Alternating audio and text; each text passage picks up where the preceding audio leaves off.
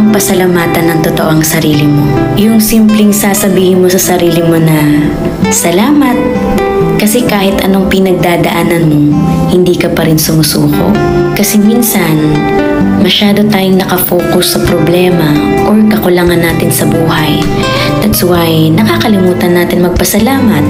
Pero alam mo, ang totoong grateful heart, hindi lang nagpapasalamat kapag maganda ang nangyayari. Ang totoong gratitude, yung kaya mong magsabi ng thank you kahit hindi perfect ang nangyayari o yung sitwasyon. Kasi sa bawat struggle, may natututunan ka. At sa bawat delay, baka hindi mo lang napapansin, dumarating pala sa tamang timing. And diba sa bawat pain, may kasamang growth.